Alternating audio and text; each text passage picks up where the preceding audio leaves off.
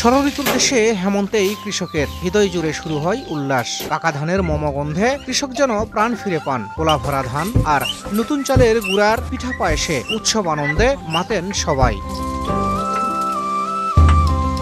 সারা দেশের মতো উত্তর জনপদের ছোট্ট জেলা জয়পুরহাটেও অগ্রহায়ণের প্রথম 7 দিন নানা আনুষ্ঠানিকতার মধ্য দিয়ে নবান্ন উৎসব পালন করে বিভিন্ন সংগঠন। এরই ধারাবাহিকতায় জয়পুরহাট প্রেস ক্লাবে অনুষ্ঠিত হলো নবান্ন উৎসব। বিকেল থেকে রাত পর্যন্ত প্রেস ক্লাব মিলনায়তনে গান, নাচ আর কবিতায় দর্শকদের মোহিত করে রাখেন শিল্পীরা।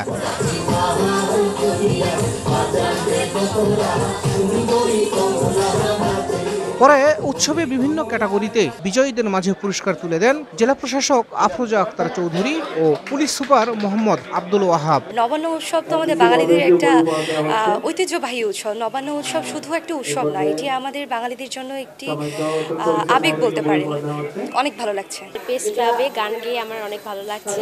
আমাদের নতুন অফিসাররা এসেছে, ওনাদেরকে গান শোনাতে পেরে আমার অনেক ভালো লাগছে। আমাদের নবান্ন অনুষ্ঠানে আমরা যেভাবে উদযাপন করতাম, সকলের বাড়ি বাড়ি যে নবান্নের একটা ইমেজ, একটা নতুন খাদ্যের তৈরি বিভিন্ন উপাদান আমরা বাড়ি বাড়ি প্রত্যেকে আদান প্রদান করতাম, এবং যে উচ্ছল একটা ছিল হিন্দু বৌদ্ধ মিলে কোনো ধর্মর সাথে সম্পর্কিত না করে আমরা নবান্ন বড় উৎসব ছিল বাংলা।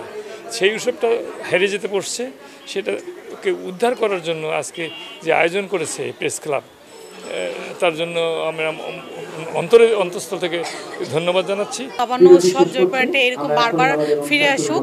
দূর দূরান্ত থেকে সবাই এখানে আসছে, খুব ভালো লাগছে। এখানে পরিবেশটা অনেক সুন্দর। সেই আয়োজনে আমরা পার্টিসিপেন্ট থাকতাম। আজকে সেই অনুষ্ঠানে আমি প্রধান অতিথি, এই জন্য আমি খুবই গর্বিত বোধ করছি। এবং এটা আমার বাংলার একটা ঐতিহ্য এবং আমার সংস্কৃতির একটা ঐতিহ্য, এবং সেই সংস্কৃতি ঐতিহ্যে ধরে রাখার জন্য যে আয়োজন, সেই আয়োজনে আমি প্রধান অতিথি, এটা অবশ্যই আমি গর্বিত বোধ করছি।